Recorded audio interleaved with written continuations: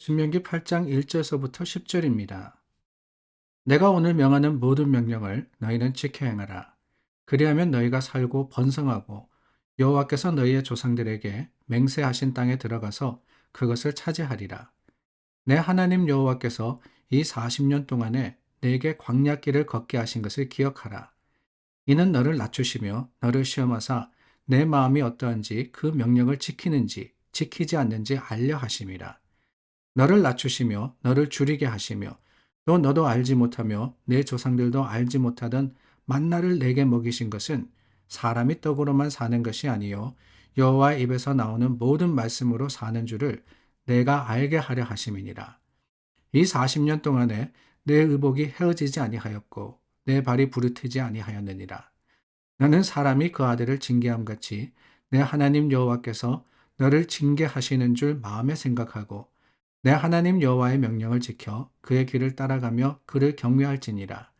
내 하나님 여호와께서 너를 아름다운 땅에 이르게 하시나니 그곳은 골짜기든지 산지든지 시내와 분천과 샘이 흐르고 밀과 보리의 소산지요 포도와 무화과와 석류와 감람나무와 꿀의 소산지라. 내가 먹을 것에 모자람이 없고 내게 아무 부족함이 없는 땅이며 그 땅의 돌은 철이요 산에서는 동을 캘 것이라.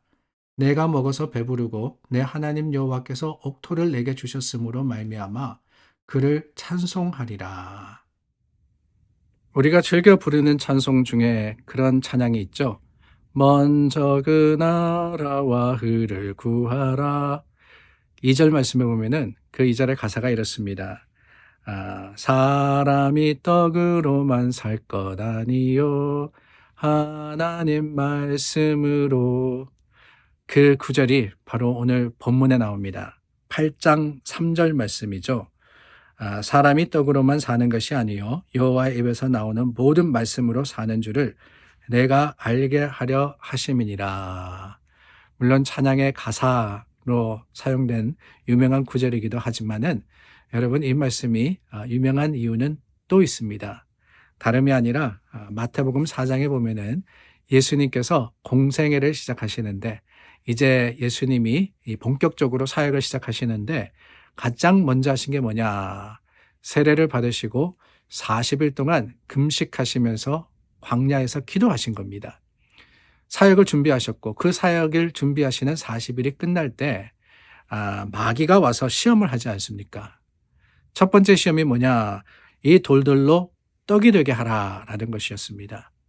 하나님의 능력, 예수님의 능력을 마귀는 알았던 것이지요. 그리고는 40일 금식이라는 그 육신의 연약함을 틈타는 겁니다. 돌들로 떡이 되게 하라. 그럴 때 예수님께서 하신 말씀이 뭐냐? 바로 오늘 신명기 8장 3절 말씀을 인용해서 사람이 떡으로만 사는 게 아니라 하나님의 말씀으로 사는 거다.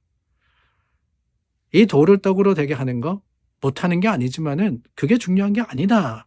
라고 말씀하시면서 마귀의 시험을 이기셨습니다. 그런데 여러분, 마태복음 4장 말씀을 나눌 때도 그렇지만은 이 신명기 8장 말씀을 보면서도 그런 생각이 들어요. 어쩌면은 이게 가장 힘든, 가장 어려운 일이 아닌가. 말씀으로 산다. 그런데 현실을 보니까 말씀으로만 살지 못할 때가 너무나도 많거든요. 굶주릴 때, 연약할 때, 부족할 때 여러분 말씀으로 우리가 살아야 되는데 그게 어디 과연 쉽습니까? 그렇지 않아요. 특별히 우리가 궁핍할 때 보면은 더 많은 유혹들이 우리에게 도전에 들어오는 것을 우리는 경험하지 않습니까? 힘들지 않을 때는 그렇지 않았을 겁니다. 그런데 너무나도 힘들다 보니까 조금 타협하라 그러죠. 이것만 하면 된다 그럽니다. 이 정도는 괜찮다 합니다. 그럴 때 후딱 넘어가 버리는 게 그게 우리의 모습이더라 라고 하는 것이지요. 그렇다면 여러분 오늘 본문의 말씀 예수님의 그 시험을 이기신 지혜, 그 지혜를 도대체 우리는 어떻게 받아들일 거냐. 우리도 여러 힘들고 어려운 상황이지만은 하나님의 말씀을 의지해서 살아야 되는데 그게 어떻게 가능하냐. 다름이 아닙니다. 찬송가, 그러니까 찬양 불렀잖아요. 먼저 그 나라와 그 의를 구하라. 그 다음에 뭡니까? 그리하면 이 모든 것을 너희에게 더하시리라. 마태복음 6장 33절 말씀입니다. 무엇을 먹을까, 무엇을 마실까, 무엇을 입을까 염려하지 마라 그랬어요. 그러시면서 하시는 말씀이 뭐냐? 하나님의 나라와 의를 구하면은 하나님이 다 아신다는 거예요. 하나님께서 필요를 따라서 다 채우신다라고 하시는 겁니다. 그럴 때 우리가 여러분 기억하시기를 바라요. 하나님이 채우신다라는 것이 내가 원하는 것, 내가 바라는 것, 그것이 다 이루어진다. 절대 아닙니다. 여전히 부족할 수 있어요. 여전히 연약할 수 있습니다. 그러나 그 가운데서도 우리가 감사할 수 있는 것, 그게 하나님의 주시는 영의 양식이 아니겠습니까? 여러분, 잘 사는 게 배부른 게 아닙니다. 못 살더라도 기뻐하고 행복할 수 있습니다. 왜요? 하나님이 우리의 능력이 되시고 하나님이 우리의 양식이 되시기 때문에. 제 말이 아닙니다. 요한복음 6장 48절 말씀에 예수님께서 말씀하지 않으십니까? 나는 생명의 떡이니 내게 오는 자는 결코 줄이지 아니할 터이요. 나를 믿는 자는 영원히 목마르지 아니하리라. 예수님께서 말씀하셨습니다. 내게 나오는 자는 줄이지 아니할 터이요. 배고프지 않겠다는 겁니다. 나를 믿는 자는 목마르지 아니하리라. 하나님의 주시는 것이 만족이 된다라고 하는 거예요. 여러분, 이 만족이라는 것을 세상적인 논리로 따지지 마시기를 바랍니다. 세상의 것을 하나님이 채워주시겠다라고 하는 것이 여러분, 먼저 그 나라와 의를 구하면 이 모든 것을 너에게 더하시리라. 그 말씀의 핵심이 아닙니다. 세상의 것이 채워지지 않을 수 있어요. 그러나 하나님은 우리의 필요를 따라서 그 필요를 감사할 수 있도록 주시는 거예요. 내가 원하는 세상적인 욕심에 따라서가 아니라 하나님의 뜻에 따라서 말입니다.